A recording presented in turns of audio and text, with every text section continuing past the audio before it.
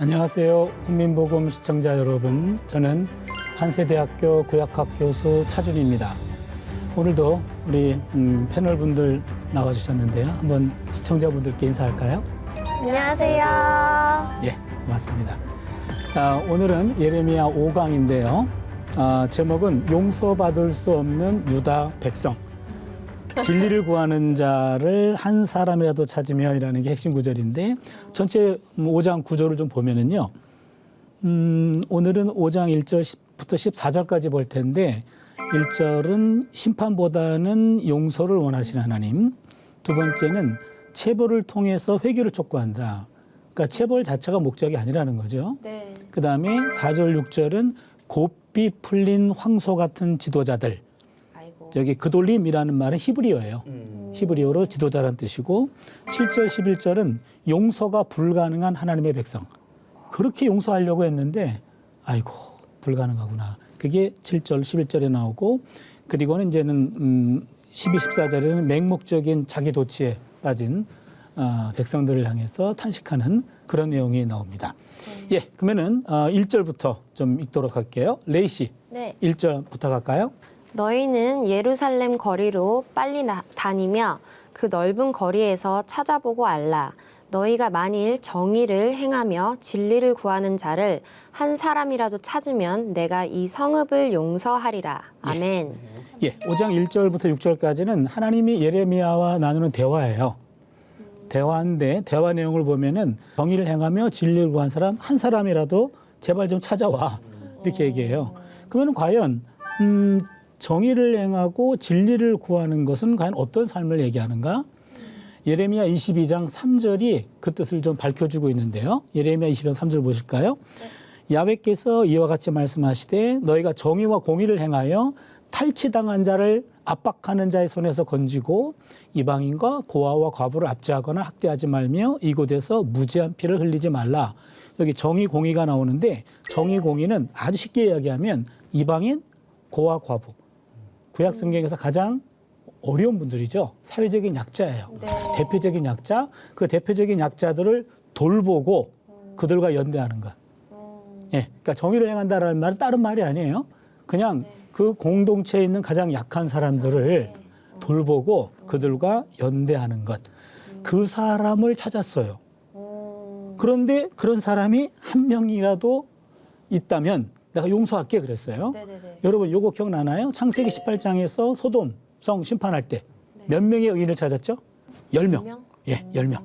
10명의 의인이 있다면 이 도시를 용서하겠다 그래요. 10명이 없어서 소돔이 심판당했죠. 여기서는 지금 몇 명이죠? 한 명이요. 한 명이에요. 한 명. 예.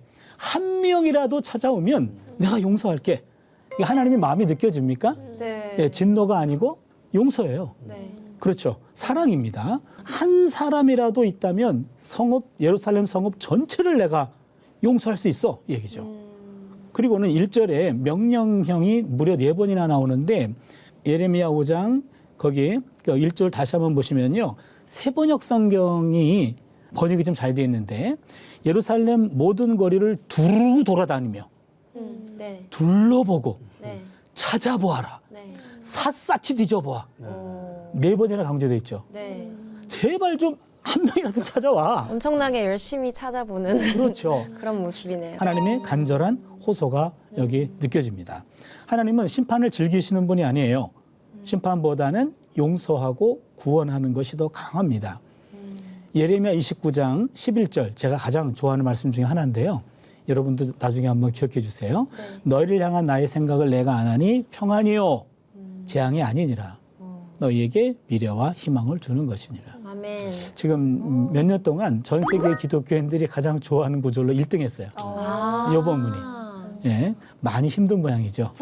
그래서 29장 11절 말씀인데 이게 하나님 마음이에요. 하나님은 정의와 공의를 실천하는 사람 한 사람 때문에 공동체 전체를 심판으로부터 구원해 주시겠대요. 이건 세상 이치로는 이해할 수가 없는 거죠. 한 사람 까닭에 모두를 용서하겠다. 이게 하나님 마음이에요. 예. 근데 어떻게 되나 볼까요? 2절부터 3절인데요. 성경 씨 네. 한번 읽어주세요. 그들이 여호와께서 살아계심을 두고 맹세할지라도 실상은 거짓 맹세니라. 여호와여 주의 눈이 진리를 찾지 아니하시나이까 주께서 그들을 치셨을지라도 그들이 아픈 줄을 알지 못하며 그들을 멸하였을지라도 그들이 징계를 받지 아니하고 그들의 얼굴을 바위보다 굳게 하여 돌아오기를 싫어하므로. 예, 그 2절을 보니까 예레미야는 하나님이 찾는 사람 한 사람 없다고 얘기하는 거예요. 네. 그들이 야훼께서 살아계심을 두고 맹세할지라도 실상은 다 거짓 맹세입니다. 다 거짓이에요. 그리고는 지나간 역사를 봅니다. 거기 아까 3절 읽었는데 야훼여 주의 눈이 진리를 찾지 아니하시나이까 주께서 그들을 치셨을지라도 그들이 아픈 줄을 알지 못하며 그들을 멸하였을지라도 그들이 징계를 받지 아니하고 그들의 얼굴을 바위보다 굳게 하여 돌아오기를 싫어합니다. 보세요. 하나님이 쳤어요. 네. 아파해야 되잖아요. 그죠? 아프라고 친 거예요. 그렇죠. 그다음에 그들을 멸했습니다. 네. 그럼 징계를 받아야 되는 거예요. 네. 그러면서 하나님이 원하시는 것은 돌이키는 거였어요. 매를 좀 적당히 좀 손을 보면 네. 아프지. 네, 네. 돌아와. 네네네. 이런 거였어요. 그런데 이 사람들이 유다 백성들이 하나님의 그런 의도를 전혀 이해하지 못합니다. 몰랐죠. 이해하지 못하고 정신을 못 차리죠. 하나님의 심판은 그의 백성들의 마지막 손길이 아니에요. 때려놓고 관계 끝내는 게 아니거든요. 네. 적당히 손을 보는 거지 네. 끝장내는 게 아니에요. 네네. 적당히 손을 보면서 원래 상태로 돌이키기 위한 거예요. 네. 이쯤 매맞았으면 얘 정신 좀 차릴래? 이런 거죠. 그런 마치 부모가 자녀에게 매를 들거나 만약에 그에게 어떤 훈육을 할 때 그거 자체가 목적은 아니잖아요. 그렇죠. 난 널 때리고 싶거든. 이거 아니잖아요. 아니죠. 그렇죠. 네. 돌이키는 게 목적이라는 얘기죠. 네. 그래서 때로는 우리에게 사람 막대기와 인생 채찍이 하나님의 사랑에 매일 수도 있어요. 그렇죠. 예. 예. 그러면은 이제 4절로 6절인데요. 주현 씨, 한번 부탁할까요? 네. 내가 말하기를 이 무리는 비천하고 어리석은 것뿐이라 여호와의 길 자기 하나님의 법을 알지 못하니 내가 지도자들에게 가서 그들에게 말하리라. 그들은 여호와의 길 자기 하나님의 법을 안다 하였더니 그들도 일제히 멍에를 꺾고 결박을 끊은지라. 그러므로 수풀에서 나오는 사자가 그들을 죽이며 사막의 이리가 그들을 멸하며 표범이 성읍들을 엿본즉 그리로 나오는 자마다 찢기리니 이는 그들의 허물이 많고 반역이 심함이니이다. 예. 여기 보시면요. 4절에 비천한 자가 나오고요. 4절에 비천하고 어리석은 자. 그다음에 5절에 보면은 지도자가 나와요. 지도자. 그래서 두 부류가 나오는데 네. 먼저 하나님이 비천한 자에게 찾아갔어요. 그런데 4절을 보니까 내가 말하기를 이 무리는 비천하고 어리석은 것뿐이라 야훼의 길 자기 하나님의 법을 알지 못한다. 여기 비천한 자라는 것은 아마도 그 당시 수공업자들이나 농부들이나 소매 상인들 이거는요 매일매일의 생계를 유지하는 데 급한 사람들이에요. 먹고 살기 바쁜 사람들이에요. 네. 그렇기 때문에 그 사람들은 하나님에 대한 이해와 뭐 지식 이런 거 볼 겨를이 없어요. 먹고 살기 바빠서요. 그래서 그들은 하나님의 법을 알지 못한다. 네, 그들은 내가 이해하겠다. 그런데 5절을 보니까 내가 지도자들에게 가서 봤다. 네. 지도자들은 그들은 야훼의 길 자기 하나님의 법을 안다 하였더니 그들도 일제히 멍에를 꺾고 결박을 끊은지라. 그들은 알아요. 네. 아는데 거부했어. 이거죠. 여기 있는 지도자들이라고 하는 것은 교육받은 지도 계층을 얘기하는데 궁중 관리들, 고위층이죠. 예, 지도급 백성들, 제사장들, 지혜자들, 예언자들. 그 당시에 고위층들이에요. 네. 이 고위층들은 부유하고 영향력이 있는 지도층 인사들입니다. 이분들은 하나님의 법을 당연히 알아야 돼. 그 하나님의 법을 실행하는 사람들이 실행하는 게 그들의 주 의무예요.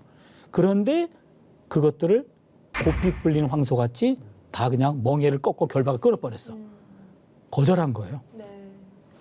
그래서 6절에 보면 그러므로 수풀에서 나오는 사자가 그들을 죽이며 사막의 이리가 그들을 멸하며 표범이 성읍들을 엿본즉 그리로 나오는 자마다 찢기리니 이는 그들의 허물이 많고 반역이 심함이니라. 어머.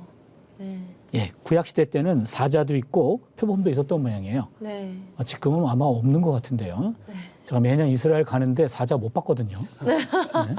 동물원에 안 가서 못 본 건지도 모르겠습니다만, 예, 아무튼 이런 사자와 이리와 표범을 통해서 너희들을 심판하겠다. 심판받을 수밖에 없다라는 말입니다. 7절로 11절 레이 씨 다시 한번 부탁할게요. 7절 11절. 내가 어찌 너를 용서하겠느냐? 네 자녀가 나를 버리고 신이 아닌 것들로 맹세하였으며 내가 그들을 배불리 먹인즉 그들이 간음하며 창기의 집에 허다히 모이며 그들은 두루 다니는 살찐 수말같이 각기 이웃의 아내를 따르며 소리 지르는도다. 여호와의 말씀이니라. 내가 어찌 일들에 대하여 벌하지 아니하겠으며 내 마음이 이런 나라에 보복하지 않겠느냐. 너희는 그 성벽에 올라가 무너뜨리되 다 무너뜨리지 말고 그 가지만 꺾어버리라. 여호와의 것이 아님이니라. 여호와의 말씀이니라. 이스라엘의 집과 유다의 집이 내게 심히 반역하였느니라. 예. 아멘. 맞습니다. 유다 백성들의 배신에 대해서 말하는데 내가 어찌 너를 용서하겠니? 네 자녀가 나를 버리고 신이 아닌 것들로 맹세하였으며 신이 아닌 것들이란 말은 우상신이고 예, 예레미야 시대 때는 바알이에요. 바알. 주로 바알신을 섬겼다. 내가 그들을 배불리 먹인즉 먹고 사는 문제를 해결해 주고 내가 복을 줬는데 그들이 간음하며 창기의 집에 허다히 모이며 호세아서도 그렇고 예레미야서도 그렇고 간음이란 말이 나오면 두 가지 의미가 있어요. 하나는 종교적 배도. 그러니까 하나님과 결혼한 사이죠. 그런데 하나님 이외에 다른 신을 섬기는 것은 간음이다. 종교적인 죄죠. 그다음에 또 하나는 아까 내가 바알신 섬긴다 그랬죠. 바알신을 섬기는 의식 중에 하나가 남성은 바알 신전에 가면은 여성 사제가 있어요. 여성 사제와 몸을 섞는 의식이 있어요. 여성은 바알 신전에 가면 남성 사제가 있어요. 남성과 몸을 섞어요. 그러니까 간음 어떤 그 간음을 하는 것이 예식 중에 하나야. 그러니까 종교적인 배신인과 동시에 도덕적 타락이죠. 예, 두 가지가 다 있어요. 그래서 예언자들이 간음을 하겠다라고 얘기할 때는 종교적인 죄와 윤리적인 죄, 이 두 가지가 다 들어가는데요. 그런데 8절을 보니까 그들은 두루 다니는 살진 수말같이 각기 이웃의 아내를 따르며 소리 지르는도다. 이게 무슨 얘기냐면 순말들이 그 욕정이 가득했을 때 본능적으로 그때는 안마를 찾아다니는 거예요. 예, 그때입니다. 그렇게 완전히 그냥 지금 내가 발산하지 않으면 안 돼. 그런 거예요. 수말이 안마를 찾아다니면서 소리를 지르는도다. 이게 지금 상당히 너무나 좀 리얼한 표현인데요. 너무 리얼해요. 이 지경에 이른 백성들을 내가 어떻게 용서하니? 그 얘기예요. 색정에 발해가지고 지금 막 이게 어찌할 줄을 모르는 그러면서 간음을 행하는 이런 백성들을 내가 어떻게 하겠니? 그러면서 9절 10절을 보시면 내가 어찌 이들에 대하여 벌하지 아니하겠으며 내 마음이 이런 나라에 보복하지 않겠느냐. 여러분 이해하시겠죠? 그렇죠? 나라도 그럴 것 같아요. 너희는 그 성벽에 올라가 무너뜨리되 다 무너뜨리지 말고 그 가지만 꺾어버리라. 야훼 것이 아님이니라. 이게 10절이 상당히 애매한데요. 가지만 꺾어 버리라가 다 무너뜨리지 말고 가지만 꺾어라. 가지는 포도나무 가지인데 보통 포도원은 예루살렘을 가리키고 그다음에 가지는 예루살렘 안에 사는 백성들을 가리키는 거예요. 그렇다면 무슨 말이냐면 예루살렘을 심판하긴 하지만 예루살렘을 완전히 끝장내지는 말고 가지만 꺾어라.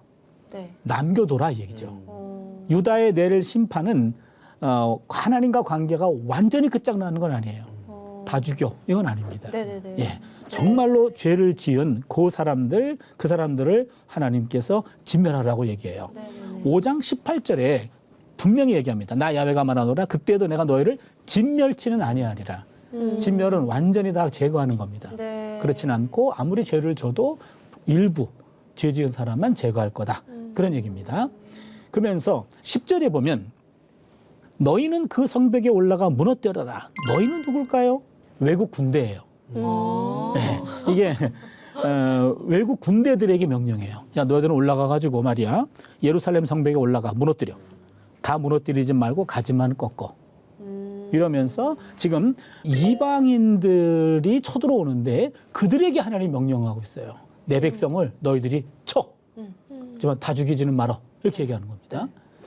예, 그런데 11절을 보시면 야훼의 말씀이니라 이스라엘 집과 유다 집이 내게 심히 반역하였느니라.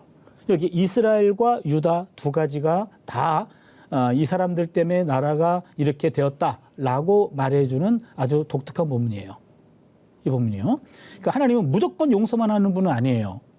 당신의 백성이 잘못된 행실에 대해서 벌하셔서 잘못을 바로잡아 주기도 합니다. 네. 따라서 지혜자가 오늘 우리에게 주는 메시지를 귀담아 들을 필요가 있는데요. 잠언 3장 11절이죠. 내 아들아 야훼의 징계를 경히 여기지 말라. 그 꾸지람을 싫어하지 말라. 대저 야훼께서 그 사랑하시는 자를 징계하시기를 마치 아비가 그 기뻐하는 아들을 징계함 같이 하시느니라. 누군가를 통해서 하나님께서 책망하실 때 책망은 받아들이면 내게 유익한 거고 책망을 거절하는 순간 난 점점 더 멀어지는 게 되죠. 네. 예, 그다음에 12절 14절인데요. 성경 시험 부탁할까요? 네. 그들이 여호와를 인정하지 아니하며 말하기를 여호와께서는 계시지 아니하니 재앙이 우리에게 임하지 아니할 것이요 우리가 칼과 기근을 보지 아니할 것이며 선지자들은 바람이라 말씀이 그들의 속에 있지 아니한즉 그같이 그들이 당하리라 하느니라. 그러므로 만군의 하나님 여호와께서 이와 같이 말씀하시니라. 너희가 이 말을 하였은즉 볼지어다 내가 내 입에 있는 나의 말을 불이 되게 하고 이 백성을 나무가 되게 하여 불사르리라. 12, 14절을 맹목적 자기도치라고 얘기했는데 여기 보시면요. 이제 백성들의 말을 인용하면서 시작하고 있어요. 12절 한번 볼까요? 그들이 야훼를 인정하지 아니하며 말하기를 백성들이 야훼께서는 계시지 아니하니 재앙이 우리에게 임하지 아니할 것이요 우리가 칼과 기근을 보지 아니할 것이다. 정의를 구하고 진리를 구하는 한 사람을 찾으면 용서하겠다 그랬는데 한 사람도 없는 상황이에요.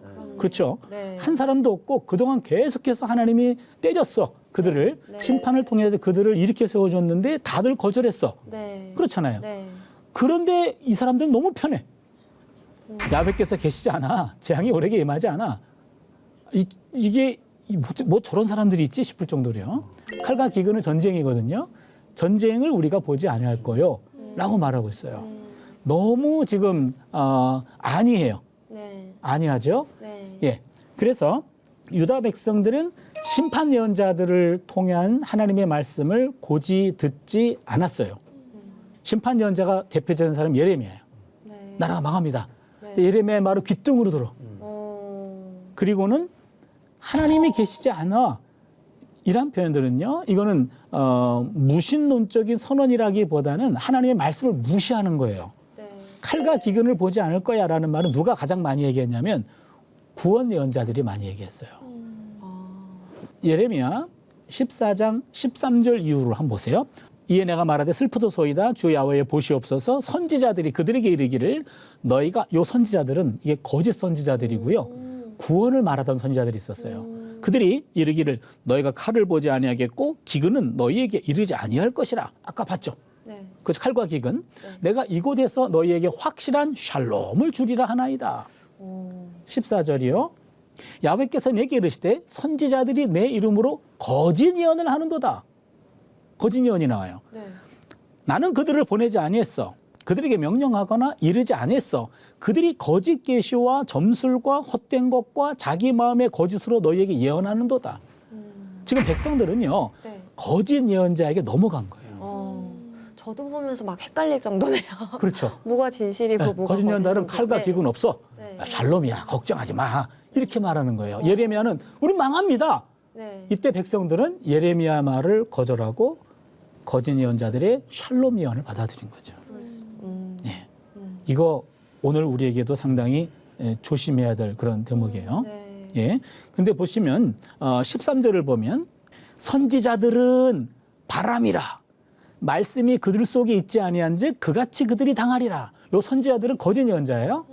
거짓 예언자들은 구원을 남발했어요. 샬롬을 남발했어요. 샬롬을 남발한. 왜냐하면 그 당시 상황이 샬롬 상황이 아니야. 그런데도 그냥 샬롬 아무런 문제 없어. 이런 식으로 하면서 그들을 위로한답시고 이렇게 얘기하는 거죠. 네네. 예레미야는 아니에요. 우린 곧 망합니다. 이렇게 얘기한 거고요. 그러니까 우리 같아도 샬롬 예언자에게 귀가 가지 그러겠죠. 예레미야에게 쟤는 입만 열면 저렇게 얘기해. 네. 그럴 거 아니에요. 그럴 수 그런 내용을 받았어요. 네. 예레미야가. 그래서 근데 선지자들, 거짓 예언자들은 바람이야. 말씀이 그들 속에 있지 않아. 그들도 심판을 받을 거야. 라고 말합니다. 그리고는 14절을 보면은요. 내가 내 입에 있는 나의 말을 불이 되게 하고 이 백성을 나무가 되게 하여 불사르리라.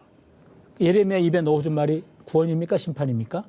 예레미야 말에 넣어준 말이 심판이었죠. 심판. 그렇죠. 거짓 예언자들은 구원이었고. 아, 네네. 그러니까 예레미야에게 주어진 그 심판을 불이 되게 해서 백성을 나무가 되게 해서 그들을 불사를 것이다. 재앙을 내릴 것이다. 그렇게 얘기합니다. 아이고. 네. 여기서 우리가 하나 기억해야 될 것은 아까 그 백성들이 거짓 예언자들에게 넘어가는 순간이에요. 그렇죠. 구원 예언에, 샬롬 예언에. 예레미야의 심판 예언은 거절했고. 그러면은 첫 번째 문제, 백성들은 분별력이 없었을 수 있어요. 맞아. 네, 분별력이 없었어요. 네. 그런데 또 하나가 있어요. 어떤 사람은 그거를 이용해요. 예레미야 5장 30절, 31절을 잠깐 볼게요. 이 땅에 무섭고 놀라운 일이 있도다. 선지자들은 거짓을 예언하며 제사장들은 자기 권력으로 다스리며 내 백성을 그것을 엔조이해요. 여기에 무섭습니다. 마지막에는 너희가 어찌하려느냐. 지금요, 어떤 그 무지한 사람들은 분별력을 잃었고, 그 다음에 아까 그돌림, 지도자들. 네. 지도자들은 거짓 선지자들의 말을 이용합니다. 샬롬 예언자들의 말을 이용해가지고 자기들의 권력을 강화하고 자기들의 유익을 꾀하는 거죠. 네. 이게 무섭습니다. 그래서 우리에게 일단 필요한 것은 거짓된 것들과 참을 분별할 수 있는 능력이 필요하죠. 네. 오늘날에도 마찬가지입니다. 네. 이런 거짓된 가르침들이 종종 있어요. 예, 우리가 목회자들이나 혹은 신학자들이나 그분들의 말씀 속에 때로는 조금 저건 아닌 것 같은데라는 그런 게 좀 있습니다. 그런데 어떤 분들은 완전히 2단, 3단 되신 분들은 이거를 의도적으로 하는 사람도 있어요. 이단들이 그런 거잖아요. 네. 그렇죠? 네. 바로 아까 지도자들, 아. 거짓 예언을 이용하는 지도자들. 네네네. 이런 사람들이 그런 사람들일 수도 있어요. 정말 구별을 잘 해야 되겠네요. 예, 맞습니다. 네. 네. 그래서 저는 그 베레아 사람들 얘기를 종종 하는데 사도행전 17장 11절이죠. 베레아에 있는 사람들은 데살로니가에 있는 사람들보다 더 너그러워서 간절한 마음으로 말씀을 받고 이것이 그러한가 하여 날마다 성경을 상고함으로. 성경을 상고한다는 말은 공부한다는 말이에요. 그러니까 우리가 지금 훈민복음 시청자 여러분들 시청하시는 거 잘하고 있어요. 하셔야 돼요. 이렇게 하셔 정기적으로 하나님의 말씀을 이렇게 전문가들이죠. 저는 이제 예레미야 전문가인데요. 네. 예, 전문가들의 지도를 받아서 들어두는 것이 이것이 우리에게 쌓여요. 네. 쌓이고 나면은요 이상한 얘기가 들어올 때 좀 이상하다. 그걸 느껴야 돼. 네. 느껴야 돼요. 네. 아는 것보다 좀 이상해. 느껴야 돼요. 내 몸이 말씀을 기억해야 돼. 뭐라고 반박은 못해도 뭐 어떤 게 문제인지 내가 지적은 할 수 없어. 그 참 뭔가 이상해. 그게 제대로 된 성경 공부하는 몸이에요. 네. 그래서 악한 것들, 잘못된 것들을 분별하기 위해서 베레아 사람 같이 말씀을 공부하는 것. 이것이 오늘 우리들이 배워야 될 가장 큰 메시지인 것 같습니다. 예, 오늘 여기까지 하고요. 여러분 어떠셨어요? 뭔가 구별할 수 있는 지혜가 있어야 될 것 같은데 역시나 저는 더더욱이나 훈민복음에서 성경 공부가 더더욱 필요할 것 같아요. 그래야 느낄 수 있고 더 뭔가 이상하다 이런 것도 느낄 수 있고 구별을 더 잘할 수 있을 것 같다라는 생각이 오늘 다시 또 들었어요. 예, 예. 네네네. 뭔가가 이상하다. 그게 아주 건강한 몸이에요. 네. 예, 뭔가 반박은 못해도 뭔가가 이상해. 내가 들어왔던 그런 말씀은 아닌 것 같아. 네네네. 그렇죠. 뭔가가 이상해. 네. 그런 몸을 만들어야 돼요. 네. 지금 이 예레미야 말씀이 딱 진짜 지금 우리가 살고 있는 지금 우리 대한민국의 교회의 현실, 성도님들의 현실인 것 같아요. 그래서 왜 예를 들어서 강남에 있는 어떤 목사님들은 흔하게 뭐 흔히 말하는 이런 책찍에 설교를 잘 못한다. 좋아하는 설교만 해야 된다.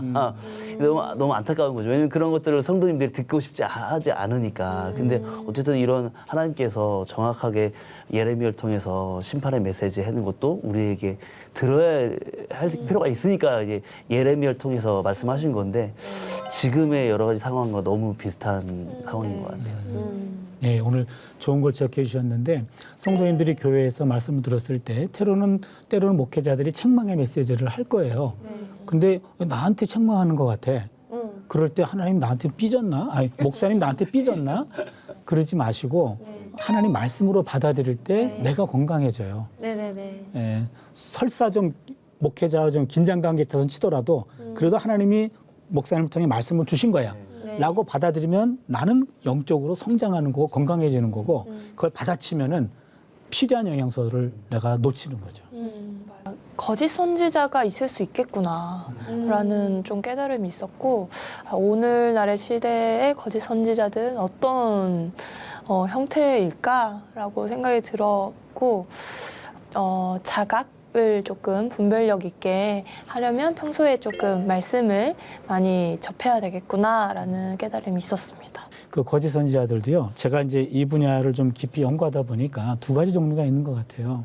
본인이 의도하진 않았지만 본인이 지식이 짧아서 설교자라 할지라도 네. 본인의 가르침이 잘못된 가르침이 나가는 분별력이 부족한 그런 거짓 예언자도 있고 선지자도 있고 하나는 완전히 그걸 업으로 나선 사람이야.